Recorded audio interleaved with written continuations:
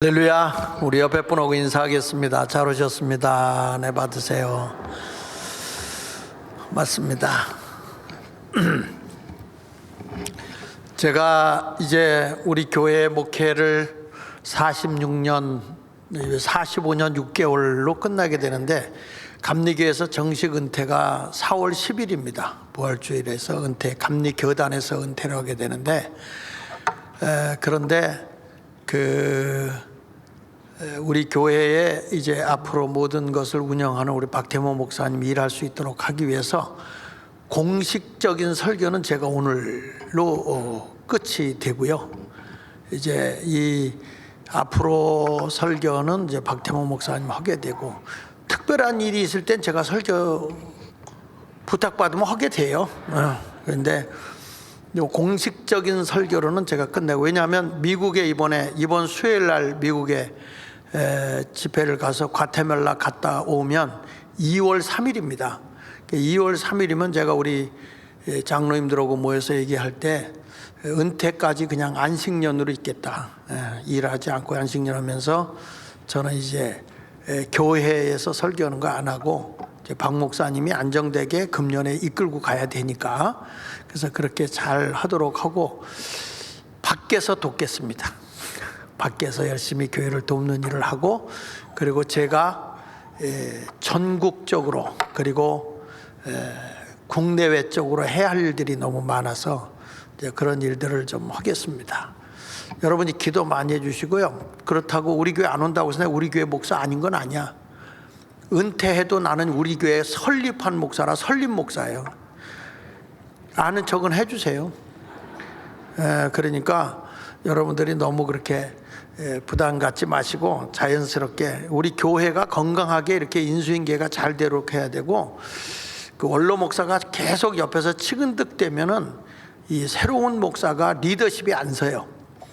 그래서 저는 목사님이 마음 놓고 일할 수 있도록 아주 미련 없이 뒤에서 측면하도록 지원하도록 하겠습니다.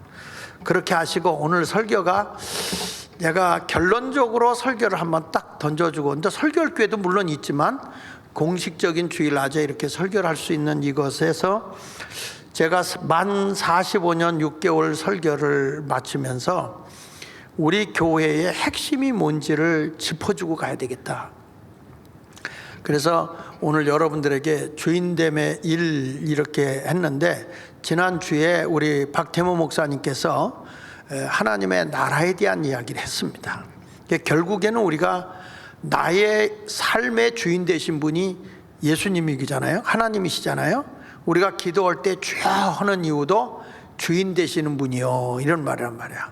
근데 우리 금년에 우리 교회 표어가 뭡니까? 자, 크게 한번 해봅시다. 먼저 하나님 나라입니다. 먼저 하나님의 나라. 그러면서 성경 구절이 옆에 나와 있는데, 너희는 무엇을 먹을까 입을까 마실까 염려하라 그랬어요? 염려하지 마라. 그러면서 꼭 붙은 말이 바로 저 말씀이에요. 마태복음 6장 33절인데, 먼저 그의 나라와, 그러니까 그의 나라는 하나님의 나라입니다. 하나님의 나라와 하나님의 의, 하나님의 뜻을 구하라. 그리하면 이 모든 것을 너에게 더하여 준다. 그 말은 무엇을 먹을까 입을까 마실까 염려하지 않아도 너희가 세상에서 다 실패자가 아니라, 가난뱅이가 아니라 전능하신 하나님에 의해서 너희는 다 성공자가 된다. 위대한 지도자가 된다. 위대한 영향력 있는 사람이 된다. 이런 말씀을 남겨주는 말씀입니다. 자, 여러분, 그렇다면 우리가 그의 나라와 그의 의를 위해서 산다고 하는 여기에서 제가 목회하면서 우리가 개인을 성화시키는, 예수님을 닮아가는 성숙된 사람이 되는 그 삶 자체가 결국에 가서 우리는 이 세상에서 세상의 빛이 되고 소금이 되는 역할을 하는 거거든요. 근데 우리가 그런 성공적인 삶, 하나님의 나라를 이 땅에 세울 수 있는 삶은 크게 제가 세 가지로 얘기했어요. 첫째는 나 자신과의 관계에 있어서 내 자신이 나를 속여서는 안 된다. 나 자신의 관계가 건강해야 된다. 그래서 성경은 이렇게 말하거든요. 하나님의 나라가 여기 있다 저기 있다 하지 마라. 하나님의 나라는 너희 안에 있다. 내 마음 가운데 있다. 그러니까 내 안에서 뭐가 이루어지느냐? 하나님 나라가 세워져야 돼. 내 안에서. 여러분 그렇게 아멘 해가지고는 지옥이 생겨요. 내 마음에 뭐가 이루어진다고요? 하나님의 나라. 그래서 하나님의 나라는 먹고 마시는 게 아니에요. 의와 화평과 희락이라고 그랬잖아요. 성령 안에서 내가 올바른 관계, 의, 하나님과 관계, 사람과의 관계, 물질과의 관계, 나 자신과의 관계, 이런 관계 속에서 먼저 그 하나님의 나라는 의와 그 다음에 모든 사람과 더불어 평화를 만드는 거예요. 평화. 그리고 그 삶 속에서 희락이 나타나는 거죠. 그래서 하나님의 나라는 먹고 사는 게 아니에요. 성령 안에서 의와 화평과 그 다음에 따라합시다. 희락, 기쁨이요, 기쁨. 이런 삶을 살아가야 되는데, 그러면 이런 말씀을 해요. 목사님, 그렇게 살고 싶지 않은 사람이 어디 있어요? 다 그렇게 살고 싶죠. 근데 그렇게 못 산다는 거예요. 그래서 우리가 세상에서 그리스도인이라고 하면 성경은 분명히 말하거든요. 너희는 세상의 빛이야. 너희는 세상의 소금이야. 이 말은 세상에서 여러분 어두움에 빛을 비치는 사람, 그리고 이 세상에 썩어 들어가는 것을 썩지 않게 하는 소금의 역할을 하는 부패를 막는 사람, 이런 모든 것이 하나님의 사람이라고 하면 세상에서 영향력을 미치는 사람이 되어야 된다는 거예요. 교회만 열심히 성경 찬송 들고 왔다 갔다 한다, 그것이 아니고 적어도 예수 믿는 사람이라면 세상에 영향력을 행사해야 된다는 거죠. 그러기 위해서 우리는 항상 세 가지가 중요한 거예요. 하나님이 주 안에서 하나님을 믿는 사람은 나 자신과의 관계, 그 다음에 상대방 사람과의 관계, 그 다음에 내가 일과의 관계, 이 세 가지의 관계가 바르게 정립이 되어 있는 사람은 반드시 영향력도 있고 일에 대해서 성공도 하게 되고 많은 사람에게 영향을 미치는 그런 지도자적인 입장에 서게 되는 것입니다. 제가 우리 교회에서 성화훈련 가이드북을 하면서 개인을 넘어서서 이제는 우리 모두가 세상까지도 변화시키는 사람이 되어야 된다. 그것 때문에 우리 예수마을교회 표가 마을이 교회되고 교회가 마을이 되어야 된다라고 하는 말씀을 해준 것입니다. 오늘 사무엘상 7장 1절부터 11절까지 내용이 바로 그거예요. 이스라엘 백성들은 언제나 하나님이 함께 해주는 성전 중심의 삶을 살았습니다. 그래서 하나님이 이스라엘 백성과 늘 함께 했어요. 이들이 가는 곳마다 패배의 삶을 살지 않아요. 항상 이기고 승리했어요. 그러던 어느 날 블레셋이라는 나라가 이스라엘 나라에 전쟁을 하기 위해서 쳐들어옵니다. 이때의 지도자가 있었는데 엘리 제사장이라는 하나님과 관계를 갖는 영적 지도자인 엘리 제사장이 있었고 그 두 아들도 제사장인데 홈리와 비느하스예요. 그런데 이 세 사람의 특징이 뭐냐면 하나님을 믿는다고 하는데 첫째는 자신의 관계가 망그러져 있어요. 뭉들어져 있는 거죠. 이 사람은 그저 마음속에서부터 거짓과 가식과 이선으로 꽉 차 있는 거예요. 거짓된 걸 보고도 거짓이라고 안 해요. 그리고 그러니까 자신의 인격이 망가진 거예요.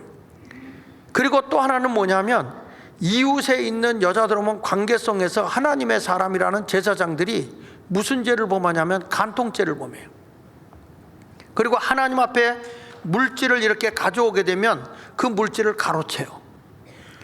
아주 이게 교회 안에 있는 깡패도 그런 깡패가 없어. 그게 홈리와 비느하스예요. 그러니 저들이 나라를 지키고 어떤 일을, 나라를 위해서 일을 해야 되는데 이들이 그런 능력이 나와야 되는데 자신도 망가져 있고 다른 사람과의 관계도 망가져 있고, 근데 지금 블레셋 나라가 전쟁을 위해서 오니까 하나님의 법궤를 가지고 전쟁을 하러 가는 거예요. 가는데 우리 하나님의 법궤가 오면 하나님이 함께 하시니까 우리는 능히 이길 수 있어. 우리는 세상에 나가서 성공할 수 있어. 성취할 수 있어. 영향력 있는 사람이 될 수 있어. 신이 나가지고 법궤를 끌고 나와서 싸우다가 졌어요.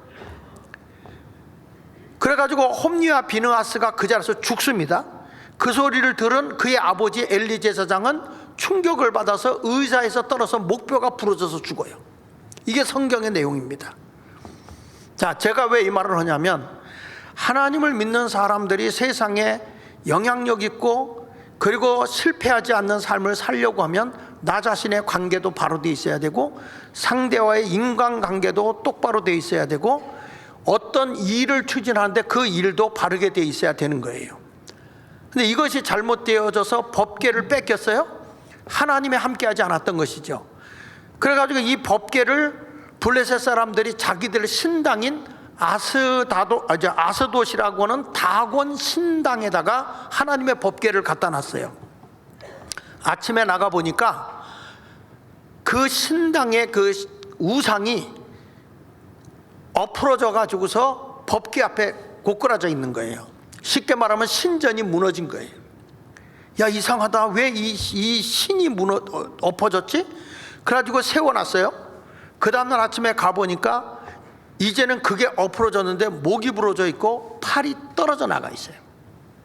그러면서 바로 그 아스돗이라고 하는 동네가 말할 수 없는 그 온역으로 사람들이 막 질병을 앓기 시작하는데 피부병으로 막 독종으로 사람들이 못 살겠다고 아우성치는 거예요. 그동안에 별일이 없었는데 하나님의 법궤가 오고 난 뒤에 이런 문제가 생겼다.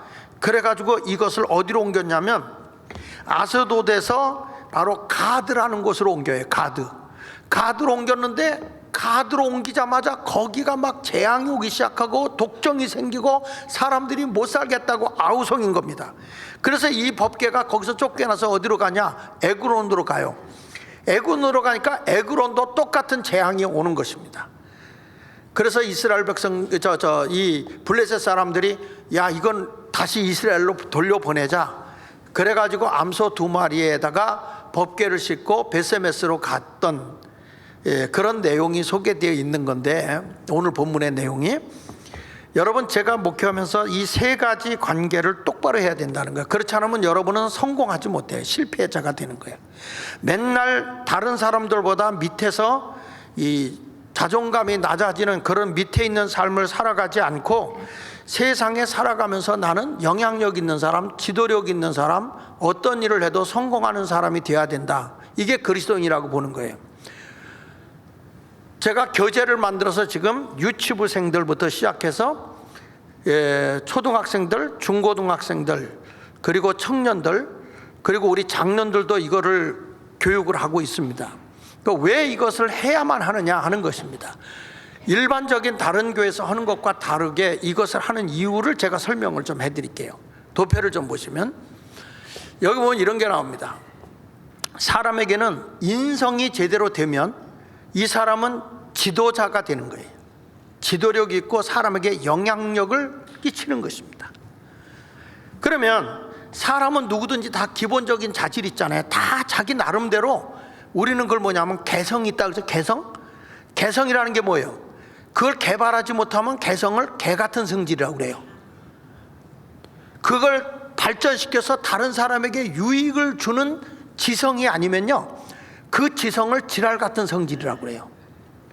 그러니까 개성이냐 지성이냐가 중요한 게 아니고 이것이 나에게 하나님 주신 기본적 자질을 잘 학습해서 나의 그 성품을 나 자신 앞에서, 상대방 앞에서 어떤 일을 추진하는 관계 속에서 그 사람이 관계를 잘 맺을 수 있도록 뭘 하냐? 학습을 해야 된다. 교육을 해야 된다는 거예요.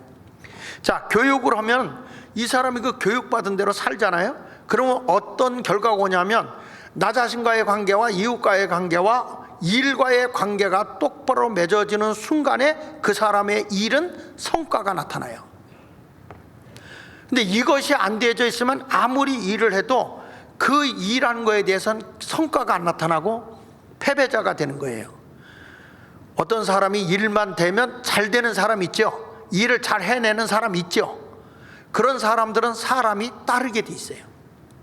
저 사람하고 같이 일하면 망하는 법이 없어. 저 사람과 함께 하면 틀림없이 잘 돼. 그러면 사람이 따르는 거예요. 그러면 그 사람은 사람이 모이니까 뭐라고 돼요? 잘 다스리고 가면 돼. 이걸 통솔이라고 그래요. 통솔. 근데 사람들이 모여서 많은 일을 하다 보면 혼자 못 하잖아요. 근데 그 가운데 뛰어난 사람들이 있어요. 그러면 그 사람들에게 업무 분장을 해서 지도자가 되도록 일을 맡겨줘요. 그분도 일을 잘해요.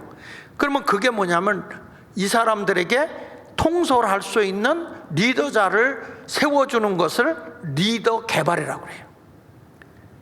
리더 개발. 그럼 리더를 세워놓고 그 리더 위에 처음부터 했던 리더가 있잖아요. 그러니까 리더 위에 리더가 세워지는 거죠. 근데 우리나라에서는 이런 교육이 제대로 안 돼요. 내 자신의 품성이 제대로 돼야 이런 영향력 있는 사람이 되는 거거든요. 그리고 우리가 그런 영향력이 없으니까 어느 지역의 특정인 데서 힘을 얻어가지고서 그들만 데리고 하다 보니까 파벌이 생기는 거거든요. 여기 보십시오. 하나 더 넘겨서 보면, 자 보세요. 사람에게는 이 세 가지 관계가 굉장히 중요한 거예요. 이게 우리 교회에서 지금 교제를 가지고 교육시키고 있는 것이고, 많은 교회가 우리 교제를 가지고 교육을 받고 있어요. 지금도 목사님들이 저한테 교육을 받고 이것을 매일 저하고 점수 체크를 합니다. 매일 그걸 쓰고 있고요.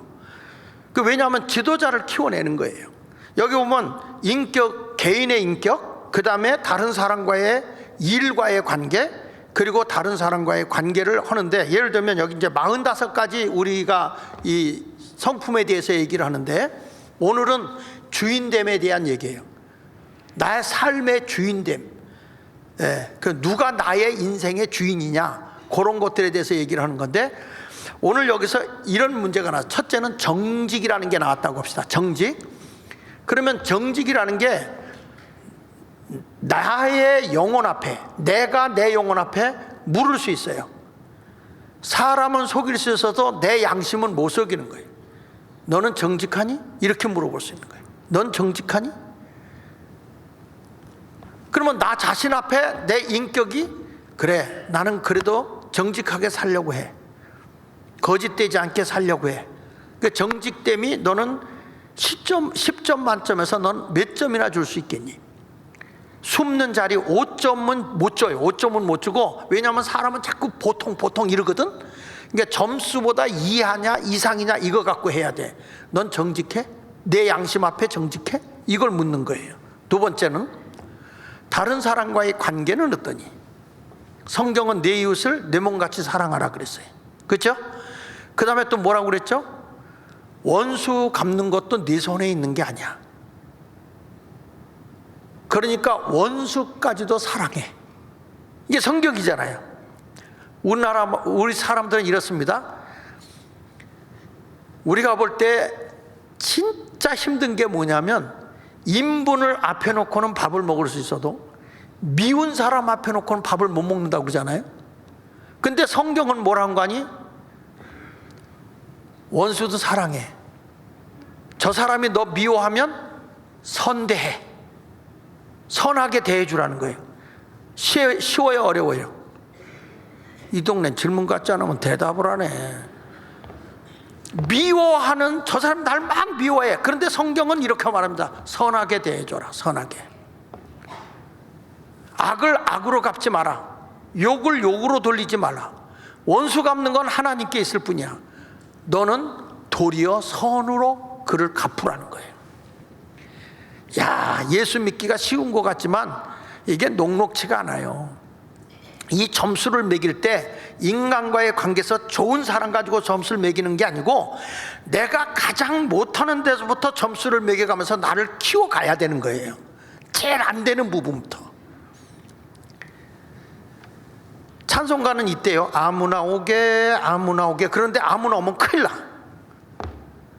사람이 서로 그냥 벌써 경계를 딱 두고 살기 때문에 그게 안 되는 거죠. 원수까지 사랑해야 되거든요. 그 갑돌이 갑술이가 난 그게 마음에 안 드는 거예요. 안 그런 척 했더래요. 그까짓 것 했더래요. 그러면서 갑순이가 먼저 시집 갔대. 시집 간 날 첫날 밤에 달 보고 그렇게 울었대. 그러면서 안 그런 척 했대. 그러면 그 옆에 있는 놈은 뭐요? 장가 가서 옆에다 놓은 그 놈은 뭐냐고. 이게 바로 관계의 파괴인 거예요. 갑돌이도 화가 나서 장가 갔대요. 장가 간 날 첫날 밤에 또 그렇게 울었다네. 그게 뭐냐고. 그러면 그 옆에 자기한테 온 여자는 뭐냐고. 이렇게 가서는 안 된다는 거예요. 속과 겉이 다르면 안 된다는 거야. 인간관계를 바로 해라. 그래야 여러분 성공하는 거예요. 그 다음에 일에 있어서도 마찬가지예요. 내가 이러는데 정직해야 되잖아요. 음식을 만들어도 정직하게 음식을 넣어야 될 거 아니에요. 맞아요? 제 아내는요, 어디 식당 가서 밥 먹잖아? 그러면 제 아내는 나한테 꼭 그래요. 김치 먹지 말라고 그래요. 왜? 이거 중국산이래. 아, 중국산이면 어때서? 그랬더니 중국산에는 정상적인 양념을 안 넣는다는 거야. 화공약을 품을 넣는다는 거야. 안 된다는 거예요. 먹지 말라는 거야. 거기 가면 나는 우리 집사람 눈치 봐요. 김치 못 먹어. 사람이 벌써 그게 뭐죠? 정직하지 못한 거예요. 어떤 일에서. 예수 마을 교회는 김치 사 먹냐? 절대 안 사 먹고 우리는 다 담궈 먹지. 양념도 다 메이드 인 코리아야. 한국에서 나온 거 이렇게 먹어요. 우리 교회는 안심 먹고 드셨대. 다 김장해서 먹으니까요. 그리고 배추 같은 것도 사러 갈 때 원산지에 가서 우리가 직접 실어와요. 배달해서 오는 게 아니고. 그러니까 이렇게 하니까 중국산 안 먹어.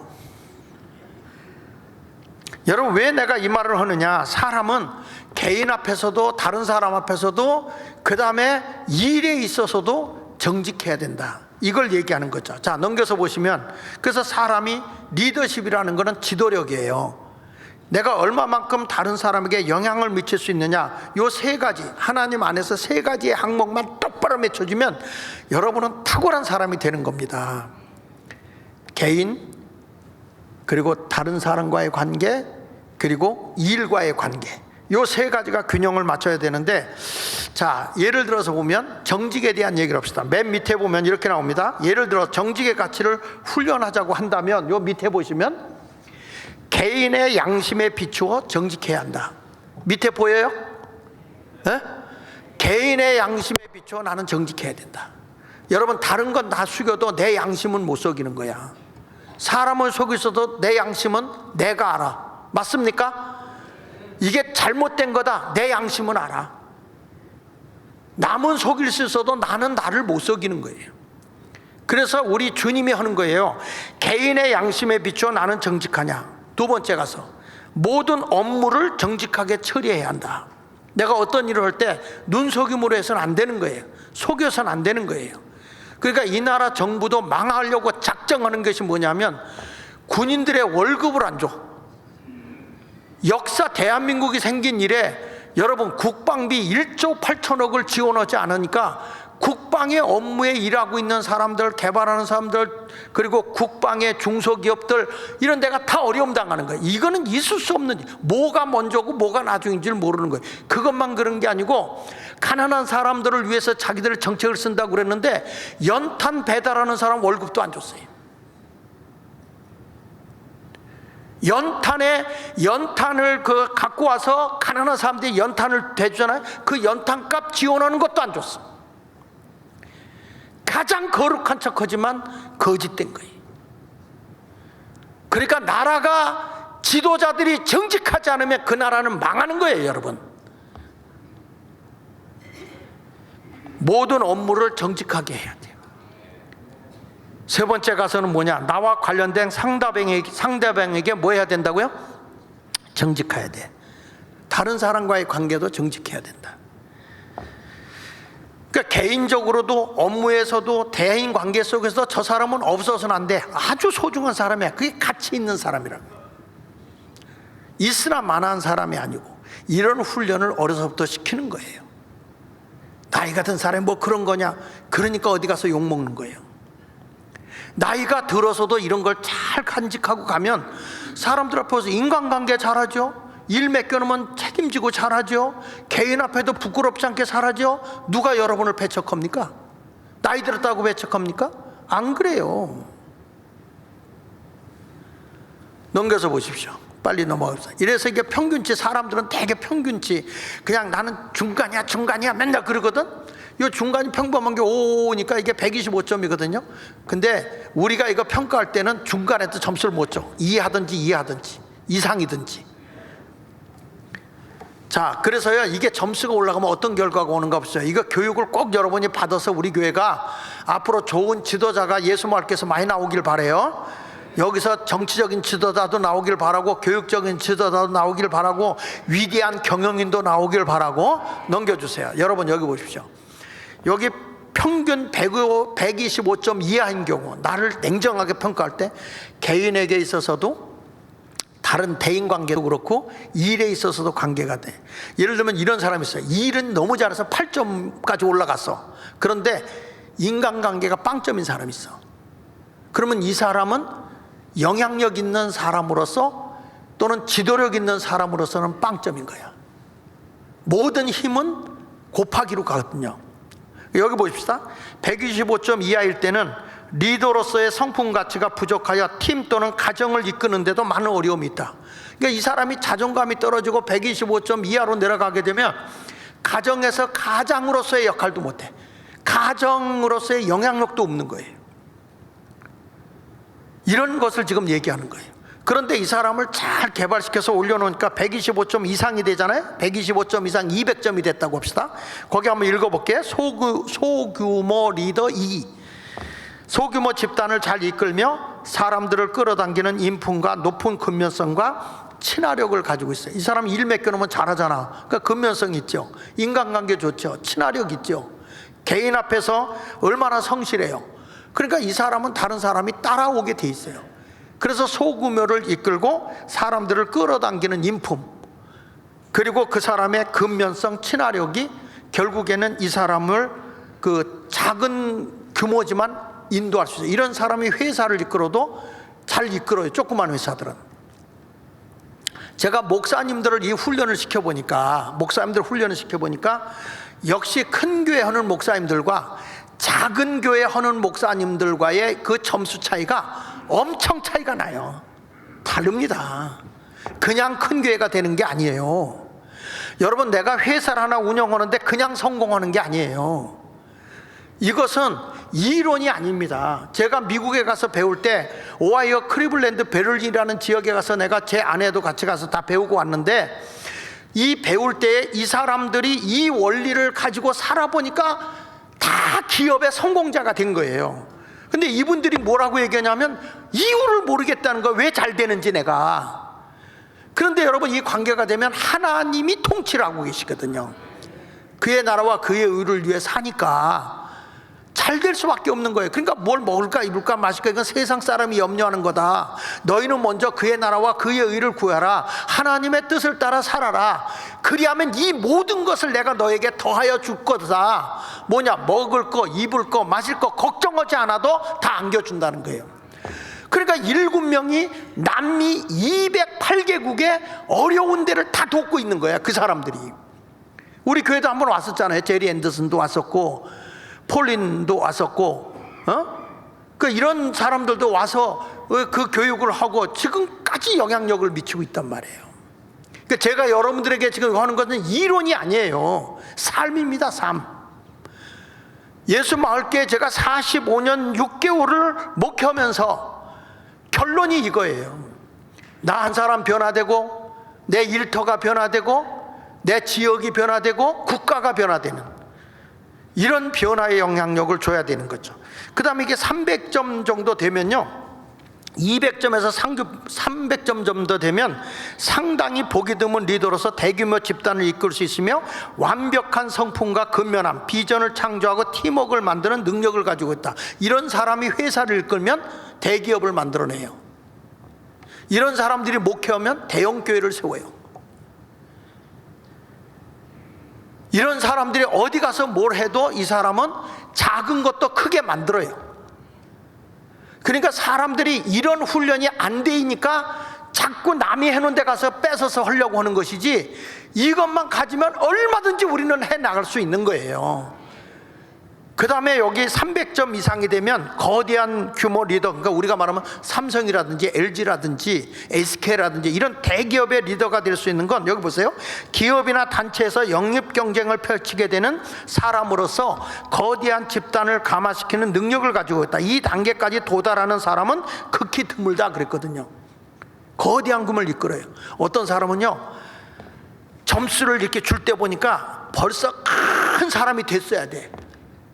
그러니까 자기를 냉정하게 평가하지 못하는 거예요. 이런 사람은 안 되죠. 그러니까 작게 출발해 가지고 성공해야 되는데, 여러분들도 좀 이런 훈련을 통해서 우리 교회에서 최고의 지도자도 나오길 바라고 최고의 경영인도 나오는데, 남 보고 하지 말라는 법이 있어? 우리도 얼마든지 할 수 있죠. 어떤 사람은 천점이라고 하는 사람도 있어요. 이건 완벽한 리더인데 없어요. 이건 하나님 외에는 없어요. 그러니까 우리가 사람이 300점 이상만 돼도 대단한 거거든요. 이런 훈련을 지금 우리 교회에서 하고 있는 게, 여러분 그 속으로 공동체 모임, 이걸 어디 가서도 부모들이 하게 하냐면 집에 가서도 애들하고 이걸 하게 하잖아요. 제가 개인, 그 다음에 개인 관계, 그 다음에 다른 사람과의 관계, 일과의 관계, 이런 공부하면 공부의 관계에 있어서도 이런 거를 스스로 자기가 찾아갈 수 있도록 해주는 거죠. 넘겨서 보시면, 근데 사람이 아예 되는 대로 살아, 그리고 발전도 없고 교육도 안 하고 노력도 안 해. 그럼 맨날 밑에서 노는 거예요. 이 사람은 뭐죠? 영향력이 없어요. 그리고 어떤 일을 성취해낼 수 없어요. 그 다음에 넘겨서 보시면, 그런데 노력을 해가지고 막 하잖아요. 그러면 이게 올라갈수록, 좌우로 올라갈수록 이 사람이 가는 곳마다 영향력을 행사할 수 있는 사람이 되는 겁니다. 이랬을 때 넘겨서 보시면, 이랬을 때 뭐냐? 자 보세요. 지휘 리더십이 줬어. 너 학교에 가서는 너 반장해. 그럼 반장의 지휘 리더십이 생긴 거 아니에요? 그럼 반장이니까 사람이 따라가요. 따라가는데 이 사람의 리더십이 없는 사람이 반장이 돼버리면 안 되니까 자기 편에 있는 사람만 데릴 거예요. 이게 뭐냐면 관계 리더십이야. 그러니까 신뢰를 구축해서 사람들이 자발적으로 막 따라오면 좋은데, 이게 안 따라오면은 파벌을 만들어서 그 사람들만 데리고 온다는 거예요. 다양하게 해야 되거든요. 그 다음에 이 관계를 잘 하잖아요. 그러고 나면 뭐냐? 그 사람을 일을 잘 해요. 성과 리더십이야. 그러면 사람이 따라와요. 그 사람하고 같이 하면 망하는 법이 없어. 잘 돼, 크게 돼, 위대하게 돼. 아멘 좀 해봐요. 그래서 사람이 많으니까 리더자를 세워서 리더를 양성하게 되고, 그 리더를 세운 그 사람은 존경받는 리더가 된다. 그래서 결론으로 하나 넘겨서 보세요. 자, 다시 한번 얘기할게요. 총경론이야. 왼쪽의 그림 뭐냐? 너를 키워라. 너 자신 앞에 솔직해라. 그래서 내가 모든 것을 주도, 나는 나를 이끌고 가야 돼요. 따라합시다. 나를 내가 이끌어라. 아침에 일어나도 내가 할 일은 내가 하란 말이야. 일어나면 이부자리 개라고. 내가 할 일은 내가 자주도지가 되고, 그 다음에 목표를 확립하고 행동하라. 내가 양심껏 내가 이번에 오늘은 뭘 해야 되겠다, 뭘 이루어야 되겠다, 이게 있어야 되거든요. 그 저도 뭔가 오늘 글을 하나 써야 되겠다 그러면 아침에 앉으면 밤 10시가 돼도 끝내야 돼.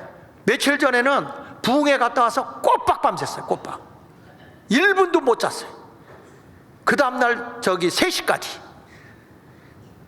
근데 환상이 아니야. 교인들을 보니까 다 환상으로 보여요. 잠을 못 자고 하니까. 그래도 목표를 확립하고 행동하고, 그 다음에 소중한 것부터 먼저 해야 돼. 무엇이 소중하냐, 이걸 해야 돼. 그러니까 나 자신을 키우는 거예요. 그리고 나 자신과 오른쪽에 보면 다른 사람, 상호 이익을 모색하라. 다른 사람의 말을 귀담아 들어라. 자, 따라합시다. 내가 먼저 말하기 전에 상대방을 들어라. 상대방이 말하는 걸 들어야 돼. 근데 들을 때 조심할 거 있어요. 뭐냐면 이미 내 마음에 결정해놓고 상대방이 무슨 얘기를 해도 요지부동인 사람이 있어. 여기 지금 4명이 앉아있어요. 이미 답을 딱 내려놨어. 얘기하잖아. 아, 다 알아 이래요. 듣지를 않아. 그건 경청이 아니야. 그분의 얘기, 의견을 듣고 참 그 옳은 얘기라고, 참 좋은 얘기라고. 그런데 그거에다가 이런 거 더 하면 어떨까요? 이게 경청이야. 그래서 서로 시너지가, 창조성이 나오는 거거든요. 근데 제가 나가서 많은 사람을 만나서 이러다 보니까 누구 말도 안 듣는 사람이 있어. 그건 뭐냐면 귀가 먹은 거예요. 이게 소리는 듣는데 완전히 모든 걸 다 닫아놓고 사는 사람이야. 이런 사람은 인간관계가 빵점인 거예요. 남의 얘기 말을 잘 들으십시오. 내가 철학은 있어도 듣고 같이 시너지 효과를 내야 돼. 그래서 이 나와 상대방과 같이 이 생각을 맞춰서 일을 하니까 가운데 뭐냐? 성과가 나오겠죠. 그래서 그렇죠. 같이 연합했으니까 일의 크기가 나타나겠죠. 혼자 하는 게 아니니까 업무 관계가 나타난다. 이래서 사람이 최고의 리더자가 되고 경영인이 되고 최고의 조직을 이끌고 갈 수 있는 사람이 된다. 이게 인생의 성공이다 이거예요. 이걸 위해서 제가 지금 결국에 45년 6개월의 목회가 바로 요거 하나를 위해서 해온 거예요. 무엇을 먹을까 마실까 이게 아니에요. 은혜 받아라, 불 받아라, 능력을 행하라, 충성해라.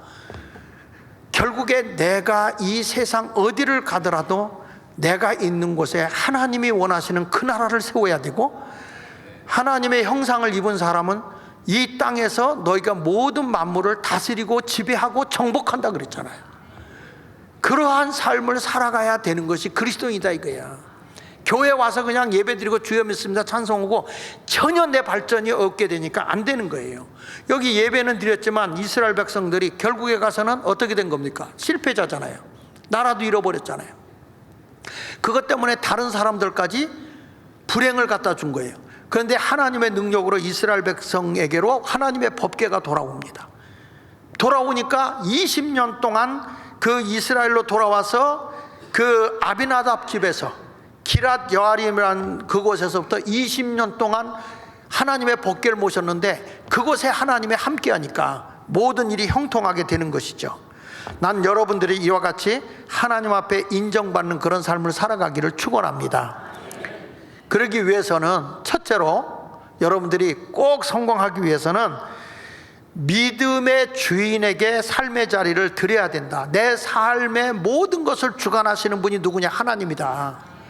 내가 내 삶을 막 끌고 가지 말라는 거예요. 어떤 일을 할 때 너희 행사를 여호와께 맡겨라.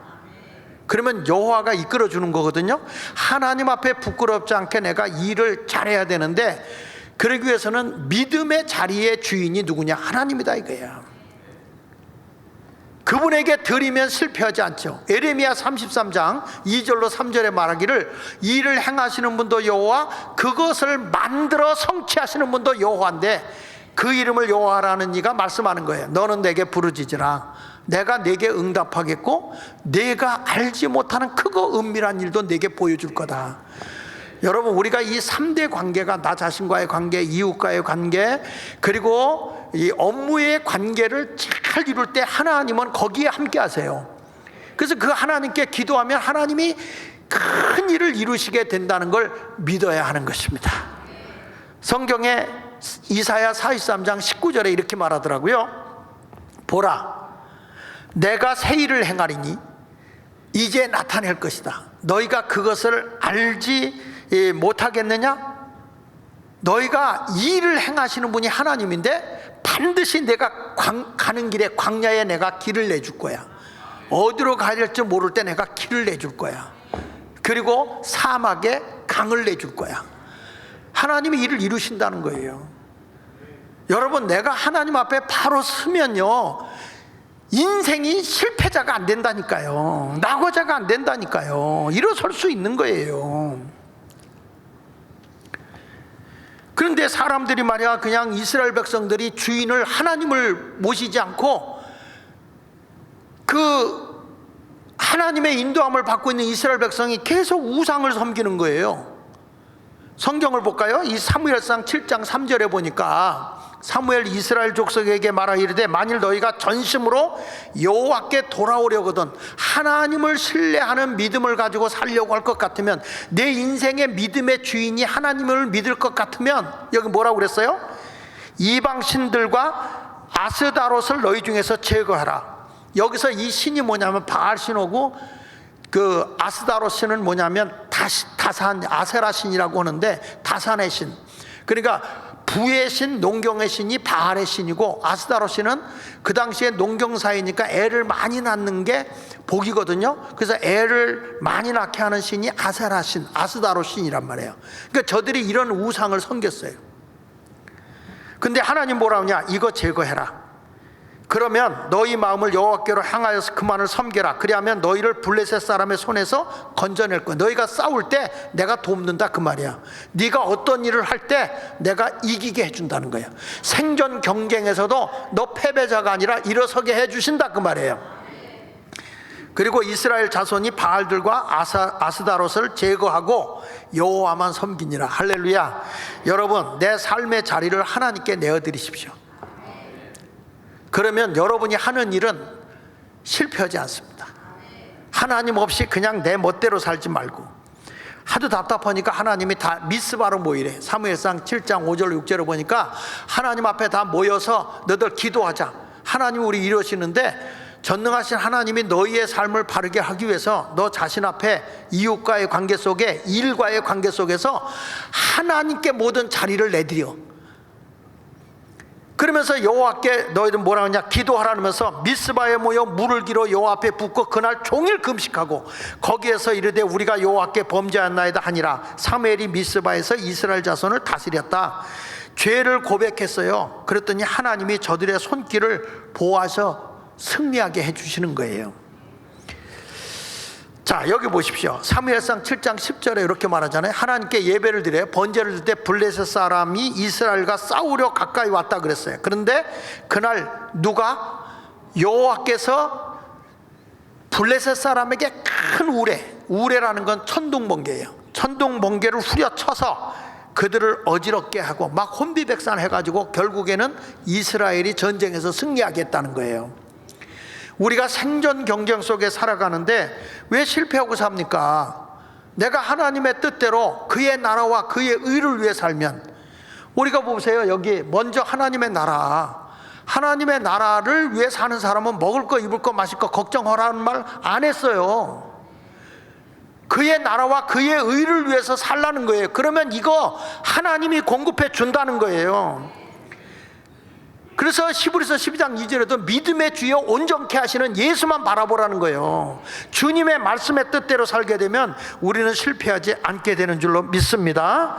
여러분 모두가 오늘 본문같이 하나님께 부르짖어 기도하시기를 바라고, 그러면 하나님이 구원해 주실 줄로 믿습니다. 하나님은 응답해 주시는 거예요.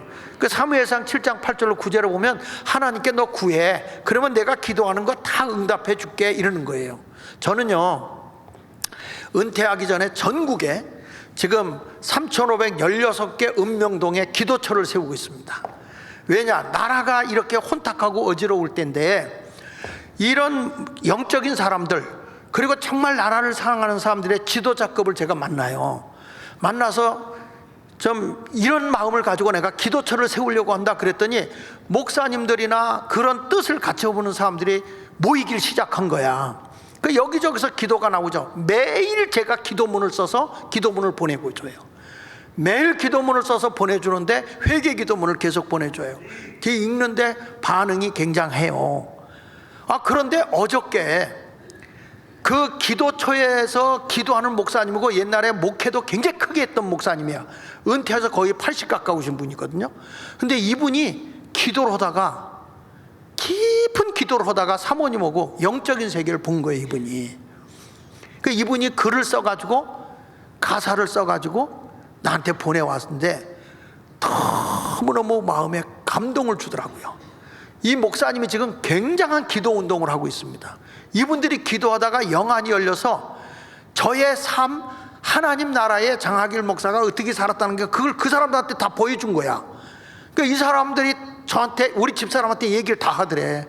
장 목사님 절대 하늘에 상이 많으니까 뺏기지 않도록 교만하지 말고 그대로 지금같이 살아라. 전 여러분, 우리가 마을이 교회가 마을이라 이 운동할 때 진짜 제가 부흥회 다니면서 사려받은 거 우리 집사람이 다 동네에 집 웃고 뭐 해가지고 수억 대를 여기다 썼어요. 동네에다가 마을 살리기 운동. 그래서 이 범죄 운동, 교회 재정으로 한 게 아니에요. 범죄 없는 마을 만들기 운동을 한 거거든요. 근데 이제는 대한민국을 복음으로 그냥 건강한 나라를 만들어야 되겠다 했는데 영적인 감동을 받으셔서 그걸 써서 노래를 만들었는데 너무 제가 은혜가 되더라고. 여러분, 좋은 사람이 있어 노래 한번 듣고 내가 설교를 이어나갈게. 자, 한번 들어주세요.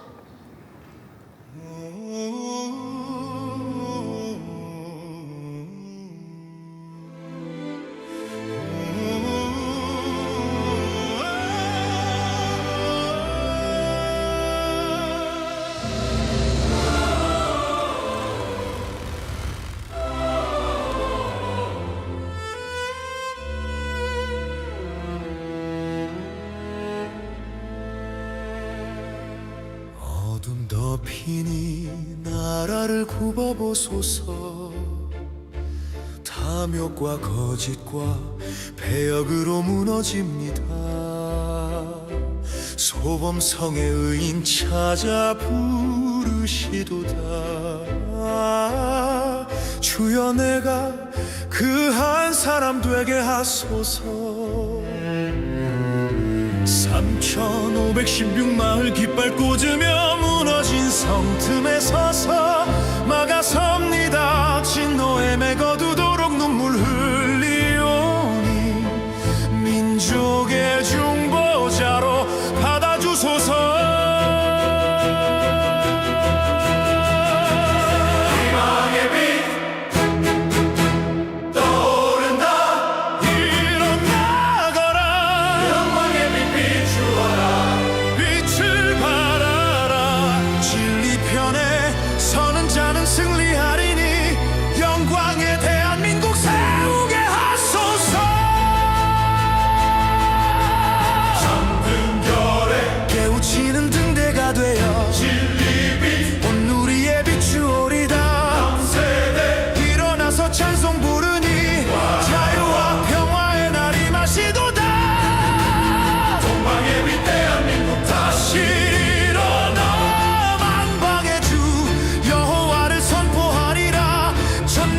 주님 앞에 무릎 꿇으니 승리의 큰 함성 소리 진동하도다.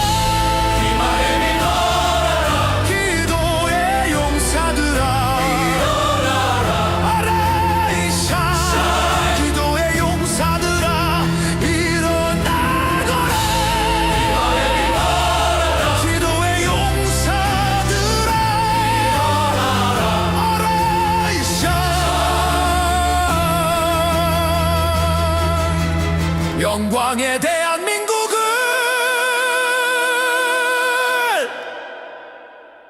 세우게 하소서.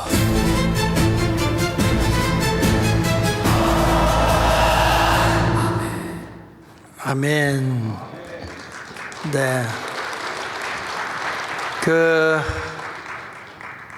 은퇴하시고 목회를 상당히 크게 하셨어요. 이 지현웅 목사님이라고 제천에서 목회를 굉장히 크게 하신 분인데, 은퇴하시고 이 가막골인가요? 거기서 산 속에서 기도처를 만들어서 기도하고 계시는 분인데, 나라를 위해서 기도처를 우리 만들자라고 했더니 그분들이 같이 저하고 소통이 돼서 이런 일을 하고 계십니다.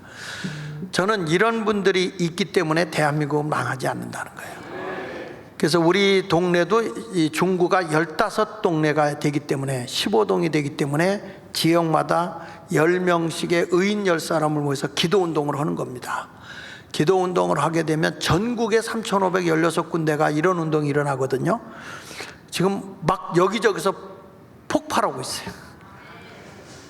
그러니까 이런 운동이 일어나게 되면 결국에 우리나라가 아무리 이 잘못된 길을 걸어간다 할지라도 하나님 앞에 기도하니까 우리 주님이 이 나라를 지켜줄 수밖에 없는 거죠.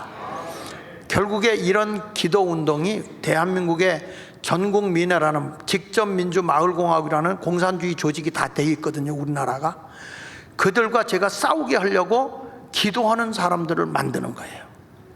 근데 이들이 들어가게 되면 하나님의 복음 앞에서 우리는 일어설 수 있는 거거든요. 그래서 중구는 주민자치회법이 통과되지 않는 바람에 우리 중구는 그게 없어요. 근데 다른 데는 주민자치회라는 것이 어떻게 되냐면 전국민회라는 데로 지금 소속이 돼 있어가지고 지금 우리나라의 모든 조직 시스템 상권까지도 공산화 시스템으로 다 바뀌고 있다. 이런 것을 보면서 여러분들이 정신 차려야 되는데 누가 하냐? 무신론과 싸울 수 있는 건 기독교밖에 없잖아요. 저들은 유물론 사상에 젖어 있는 거니까. 그러니까 이런 것들을 우리가 보고 하나님의 은혜 속에서 기도밖에 없다. 기도로 뭉치면 죄악이 물러가게 되고, 기도하게 되면 여러분 어떤 일이 벌어질까요? 복음으로 남북 통일도 이루어지고, 기독교인들이 정신 차리고 아이들이 가치관이 바로 서 있게 되면은 대한민국의 미래가 밝아지게 되는 것입니다. 어떤 사람들은 절대로 정치한다 이런 얘기를 하지만 정치가 아닙니다.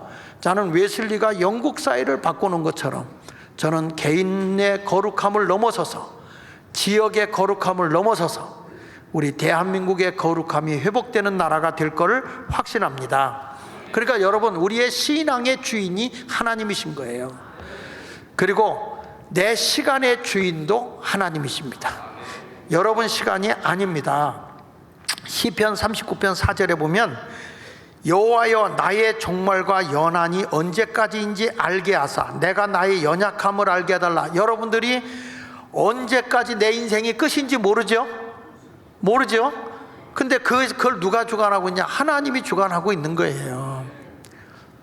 저는 오래전에 우리 강창석 장로님 개척학을 만들어서 이제 목회를 하다가 뭐 교회 짓고 막 사역을 하니까 아무것도 못하는 거예요. 그래서 내가 그때 장로님한테 이런 얘기 했어요. 내가 은퇴하고 나면 교회에서 돈 달라는 말을 못한다. 그러니 그때를 대비해서 우리 100만 원씩 저축하자. 이게 내 지역의 사역을 위해서 내가 이 경비가 필요하다. 그게 100만 원씩을 했던 거예요. 100만 원씩을 했는데 이번에 이제 우리 장로님들이 다 모인 가운데에서 목사님의 은퇴금을 이제 얘기를 하길래, 은퇴는 하지만 은퇴금을 얼마 줄까요? 이렇게 물어보고 하는 건 하지 마라. 목사가 얼마나 치사하냐. 이미 장로들은 머릿속엔 다 들어있는 걸 그걸 뭘 달라고 그러냐. 그랬더니 내가 그동안에 은퇴하면 활동하려고 모아놨던 게 꽤 많더라고. 4억 7천 정도 되더라고. 그게 목사님 그거를 은퇴비로 하겠다고 그래서 좋아. 그러나 그거는 내가 나라를 위해서 써야 할 돈이야. 그거는요. 그러니까 우리가 이 지역에 활성화하고 이 모든 것을 위해서 한 거예요. 그리고 교회에서 지금까지 은퇴금으로 예치해 놓은 것을 보니까 1억 4천 정도가 은퇴금으로 예치가 돼 있더라고요. 왜냐하면 그동안에 제가 찾아서 건축하는데 다 쓰고 다 하다 보니까 돈이 없었던 거예요. 그래서 교회가 부담이 하나도 없어요. 왜냐하면 이미 여러분 은퇴금 줄 거 없다? 왜 그러냐면 그게 내 이름으로 이미 다 돼 있거든. 이미 장학이란 이름으로 100만 원씩 예치를 다 교회에서 시켜놓은 거야. 그러니까 이거는 나라를 위해서 쓰는 거고요. 여러분 왜 제가 이런 말을 하는지 아세요? 내 인생이 얼마 될지 모르는 거예요.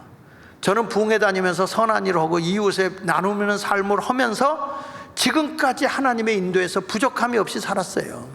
5만 원부터 시작해서 생활비 5만 원 받기 시작하면서부터 아이들의 그 어려움 속에 있는데, 우리 집에 우리 집사람의 처조카 처제가 있는데, 처조카 처제가 있는데 우리 집에 와서 고등학교를 보낸 적이 있거든요. 근데 어저께서 처음 그 얘기 하더라고요. 언니가 내 돈 많이 빌려갔다는 거예요 그때. 근데 우리 집사람은 다 까먹었어. 그만큼 그리고 어려운 가운데 생활에서도 없다는 생각 안 하고 살았어요. 그러니까 일평생 살면서 내가 돈 없다 그러니까 우리 교인들도 안 믿으니까 학교 문제 터져갖고 경찰이 조사 다 해줬잖아. 에? 그래가지고 진짜 아무것도 없구나 이렇게 알아가지고 여러분들이 그래도 집 하나 사줬잖아. 그렇죠? 은퇴후 가서 살라고 집 하나 사줬는데 근데 아직 빚이 1억 1천이래. 그러니까 여러분들 그건 끝까지 해줘. 줘봐. 줘. 인생은 짧습니다 여러분. 에? 아니 근데 2부 예배는 1부 예배하고 달라. 2부 예배는 다 심각한 것 같아. 1부 예배 때는 얼굴 표정 보니까 시원한 표정을 짓더라고. 내가 설교가 오늘 끝나는 것 같다 그랬더니 아주 그냥 시원한 표정을 짓는데 2부는 이렇게 앉아있어. 아니 죽는 거 아니라니까. 여러분 인생은 시편 39편 5절에 보니까 한 뼘이래. 한 뼘. 여기 보세요. 주께서 나를 뭐라고 그랬죠? 한 뼘 길이만큼 되게 하심에 나의 일생이 주 앞에 없는 것 같사오니 사람은 그가 든든히 서 있는 때에도 진실로 모두가 허사다. 여러분, 내 인생은 한 뼘밖에 안 되는 거야. 그런데 뭘 그렇게 욕심 부리고 뭘 그렇게 많이 가지려고 그래. 어느 목사님은요, 한국에 내놓으라고 하는 큰 교회 목사야. 이 목사님이 퇴직금을 100억 달라고 그랬대. 그래가지고 난리가 나니까 40억으로 줄였대네. 그래도 그거 갖고 싸움 터지잖아. 아니, 뭐 하는데 그렇게 쓰냐고. 나 그 사람 솔직한 얘기로 나라 위해서 돈은 안 쓸 것 같아. 지역을 위해서 뭐 하는 거 안 할 것 같아. 저 어느 교회가 여기 무슨 꽃이 폈는지 한 동산에 있는 교회인데, 그 교회도 목사가 40억을 받아갔어, 퇴직금을. 그래가지고 장로가 주워놓고 나서는 대표 기도하면서 목사가 40억을 받아가고 막 이게 왜 주지 않으면 될 거 아니야. 난 안 줄까봐 미리 내 이름으로 다 해놨다니까. 근데 우리 장로님들이 저의 삶을 아니까 그렇게 해준 거야. 어저께 그러더라고. 우리 재무부장이었던 우리 고금규 장로님 저 뒤에 계신데, 고 장로님이 아이 목사님, 그리고 우리 교회에서 이제 내가 은퇴하고 나서 300만 원씩 주고 이제 저 100만 원 이렇게 지원해 주겠다 이렇게 얘기했는데, 생활비 300만 원 준다니까, 아이 목사님, 나는 이 정도 해주려고 했는데 뭐 은퇴한 장로님 무슨 힘 있어. 모르지, 장로님 죄 팔아서 도와줄는지 모르지만. 근데 그런 거는 문제가 안 돼요. 여러분, 우리가 있으면 있는 대로 살게 되고, 없으면 없는 대로 살게 되고, 있으면 주를 위해 더 살면 되고, 없으면 주를 위해 못 사는 거죠. 뭐 저는 여러분에게 말합니다. 내 인생의 모든 그림자가 주님이야. 보세요. 시편 39편 6절에도 보니까, 진실로 각 사람은 그림자같이 다니고 헛된 일을 소란하며 재물로 쌓으나 누가 거둘지는 알지 못한다. 그러니까 여러분, 아무리 보여도 남이 가져가는 거예요. 인생은 헛된 거예요. 아무것도 아닌 거예요. 지난번에 우리 한국교회를 섬기는 목사님들이 한 20여 명이 모이는 데가 있어요. 거기 갔는데 우리 친구 목사, 거기 있는 목사님들이 제가 은퇴한다니까 제일 궁금한 거예요, 이 사람들이. 그래서 난 이렇게 하기로 사기로 했어 했더니, 아 형님 그러면 안 되죠 막 그러는 거야. 그랬다가, 안 되는 게 어딨어? 네 돈이요? 아 그거 갖고 어떻게 사역을 하세요? 그러더니, 아니 있으면 하고 없으면 안 하는 거지 뭘 그걸 갖고 그러냐고. 이제까지 내가 이 세상에 태어날 때 돈 갖고 태어난 줄 알아? 하나님은 말이야, 필요하면 누굴 통해서 일하셔. 예. 아 누가 알아? 또 우리 교인 가운데 누가 대박을 터뜨려서 목사님 사역을 하시는데 제가 도울게, 그럴 줄 누가 알아? 오늘도 벌써 우리 장로님이 지난번에 기도하는 날 16,500일이라고 내가 개척해서 16,500일이라고 100원씩 계산해서 165만 원을 줬잖아요. 목사님. 근데 나는 이상한 거예요. 왜 이 장로님이 느닷없이, 우리 장로님 보통 깐깐한 분이 아닌데 왜 165만 원을 나한테 줬을까? 그래서 이걸 어디다 써야 되나 하는데, 이번에 이제 과테말라에 3천여 명이 모여서 집회를 합니다. 근데 제가 과테말라는 처음 가는 거예요. 이제 그들에게 나눌 수 있는 물질이 되겠다. 그래가지고 이제 가는데 그 갖고 이제 턱도 없이 모자라죠. 그렇게 하는데 조금 아까 올라오기 전에 보니까 장로님이 이거 갖고는 모자랄 것 같아서 목사님 165만 원을 더 보내드립니다. 그리고 보내준 거예요. 또 박수 한번 쳐드려. 그러니까 여러분, 필요하면 하나님이 돕는 거지. 우리 인생도 그래. 내가 소망 있는 한 내 인생을 누가 돕느냐? 하나님이 도와주신다니까요. 시편 39편 7절에 보면, 주여 이제 내가 무엇을 바라리요? 나의 소망은 주께 있나이다. 믿으시면 아멘 하십시오. 자, 그러니까 우리의 모든 소망을 하나님께 두고요, 이제부터 여러분들이 오늘 말씀에 내 시간의 주인은 누구라고요? 하나님이에요. 하나님. 그러니까 시간 있게 가치 있게 살아가는 여러분 모두가 되시기를 바랍니다. 그리고 하나는 따라합시다. 물질의 주인도 하나님이다. 성경 누가복음 12장 16절 이하 19절에 보니까 어떤 부자가 이런 얘기를 해요. 너무너무 많아서 이 어디다 쌓아놓을 데가 없어. 그러니까 이렇게 말합니다. 내가 곡식을 쌓아둘 것이 없으니 어찌할까? 내가 이렇게 하리라. 내 곡간을 헐고 더 크게 짓고 내 모든 곡식과 물건을 거기 쌓아두리라. 내가 내 영혼에게 이르되, 영혼아 열에 쓸 물건을 많이 쌓아두으니 평안히 쉬고 먹고 마시고 즐거워하자. 이 사람은 산더미 같이 쌓아놨어. 내가를 6번 하더라고. 뭐라고 하냐면 내가 곡식을 쌓아둘 것이 없다, 내가 이렇게 하리라, 내가 곡간을 헐고 더 크게 지리라, 내 모든 곡식과 물건을 거기 쌓아두리라, 내가 내 영혼에게 이르되, 내 생명도 내게 아닌데 뭐라는 거 아니? 편안히 쉬고 먹고 마시고 즐기자, 이렇게 한 거예요. 그러니까 주님이 말하는 거예요. 누가복음 12장 20절에 뭐라는지 아십니까? 하나님이 이르시되, 따라합시다. 어리석은 자여, 크게 봐요. 어리석은 자여, 예. 오늘 밤에 내 영혼을 도로 찾으면 그게 누구 거니? 예? 네가 더 이상 쌓아놓을 것 없이 많은 걸 모아놨는데 네 생명 취하면 그게 누구 거냐? 여러분, 우리는요, 물질의 주인도 하나님이세요. 내 시간의 주인도 하나님이세요. 여러분들의 모든 일을 하는 데 있어서 거기에 모든 것도 주관하시는 분도 하나님이신 거예요. 내가 일하는 것조차도 하나님이 하시는 거예요. 믿으시면 아멘. 그러니까 오늘 이 말씀을 육비에 새겨놓고요, 이제부터 나를 위해 살지 말고 주님의 영광을 위해 살아가는 자가 되시기를 축원합니다. 누가복음 12장 21절에 결론으로 이렇게 말하는 거예요. 자기를 위하여 재물을 쌓아두고 하나님께 대하여 부요하지 못한 자는 다 이와 같이 죽는 거다. 여러분, 최고의 부자인 록펠러라는 사람 있잖아. 그 록펠러가 이런 얘기를 했습니다. 53세에 불치병이 걸렸어요. 그래서 자기는 이제 병원에서 죽을 날짜를 기다리는 거예요. 근데 병원에 가 있는데 보니까 병원비가 없어서 고생하는 소녀가 있는 거야. 근데 이 사람은, 록펠러는 어마어마한 부자 아닙니까? 석유의 왕이고. 그러니까 이 사람이 그 소녀의 병원비를 몰래 대줬어요. 그랬더니 그 소녀가 병원비에 지원을 받아서 난 거야. 그러니까 이 록펠러가 너무 기쁜 거야. 내가 조금 물질로 줘서 저 생명을 살렸구나. 너무 기쁜 거야. 그래서 그때부터 록펠러는, 아, 물질의 주인이 내가 아니구나, 나는 전달자구나, 내가 어려운 사람, 이웃을 위해서 나누는 일을 해야 되겠다. 록펠러가 그렇게 나누기를 시작한 거죠. 여러분, 53세에 죽을 사람이 몇 살 산지 아세요? 98세 살았어. 자꾸 내가 더 가져야지 하는 사람은 내일 죽는다. 근데 내가 있는 거라 이웃과 나누면서 선한 일을 하려고 그러죠. 그러면 하나님께서 더 많은 복을 주실 줄로 믿습니다.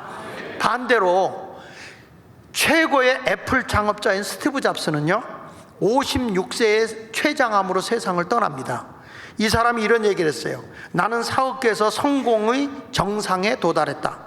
다른 사람들이 볼 때 나의 삶은 최고의 성공의 표상이다. 그러나 이를 떠나서는 내게 기쁨이 없었다.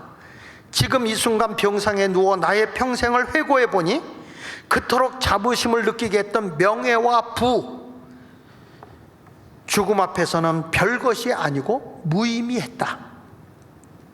하나님의 숨길과 죽음이 다가오고 있음을 느낄 수 있다. 나는 이제 안다. 부보다 더 중요한 것은 어떤 것을 추구해야 하는가이다. 논스톱으로 부를 추구하면 나처럼 삐뚤어진다. 하나님은 부자가 주는 망상이 아니라 모든 사람이 마음속에 있는 사랑을 느끼는 감각을 주셨다. 내 평생에 쌓은 부를 나는 가지고 갈 수 없다.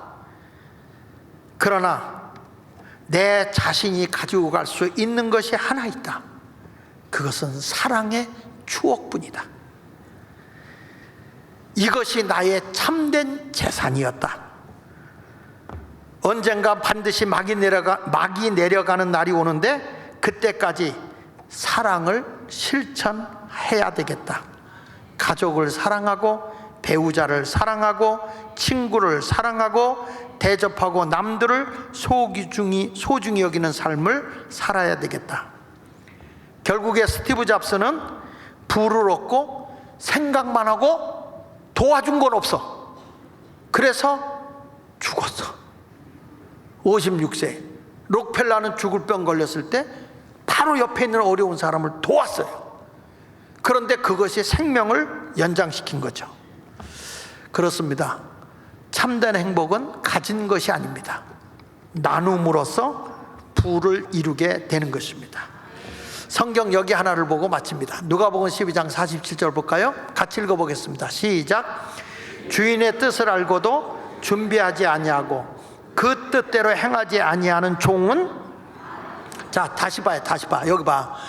하나님의 주인 되신 하나님의 뜻을 알고도 그 뜻대로 행하지 않으면 엄청나게 얻어 터진다는 거예요. 많이 맞는다. 그런데 알지 못하고 맞을 일을 행한 종은 맞기는 맞아. 얻어 맞기는 맞는데 적게 맞아. 알면서도 못하면 많이 맞고, 몰라서 못하는 건 적게 맞고. 같이 읽어볼게요. 그 다음에 시작. 무릇 많이 받은 자에게는 많이 요구할 것이요 많이 맡은 자에게는 많이 달라고 할 것이니라. 하나님은 말씀했어요. 내 것이 아니라는 거죠. 맡겨줬다고 말씀하고 있어요. 여러분의 생명도 하나님에 맡겨준 거야. 내 생명 내게 아니에요. 물질도 하나님에 맡겨준 거야. 나를 위해서 하는 거 아니고 다 여러분들도 선한 일을 위해서 베풀면서 사시길 바랍니다. 지금까지 하나님이 저에게 주신 그런 것을 보면은, 제가 거의 매년마다 부흥회 나갈 동안에는 해보니까 거의 매년마다 교회에서 주는 것은 다 헌금으로 드렸더라고.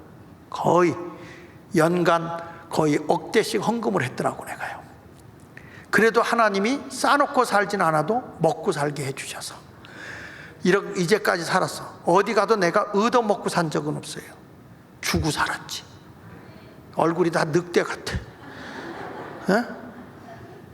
그래서 나는 말씀하는 거예요.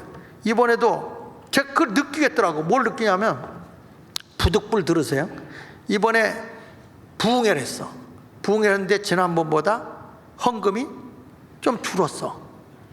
근데 얼마가 줄었나고 봤더니 내가 부흥회 때 하는 헌금만큼 줄었어. 내가 부흥회를 참여 못하고 딴 데 가서 부흥해서 거기다 감사를 드렸으니까, 그러니까 그만큼 줄었어. 이제는 안 그래야지. 여러분들이 더 많이 받아서 이제 여러분이 하셔야 되죠. 저는 이제 앞으로 더 크게 나라를 위해서 일하겠습니다. 대한민국을 위해서 일하고, 교회 안에서 일하지 않고 교회 밖에서 제가 여러분들에게 많은 빚을 지고 나가기 때문에 그 빚을 바깥에서 일해서 교회에 도움이 되도록 할 것입니다. 그리고 대한민국을 위해서 일할 것입니다. 여러분 절대 얼굴이 꺾이지 마시고, 어떤 분은 이래. 목사님 나가면 나도 나가요. 그러면 나 죽으면 같이 죽을 거야? 그러지 마시고 우리 교회 같이 섬기시고 박 목사님을 중심으로 해서 함께 움직여 주시기를 바랍니다. 그리고 기도 많이 해주세요. 저는 나라를 위해서 일할 수 있도록 기도 많이 해주시고 많이 도와주시길 바랍니다. 우리 찬송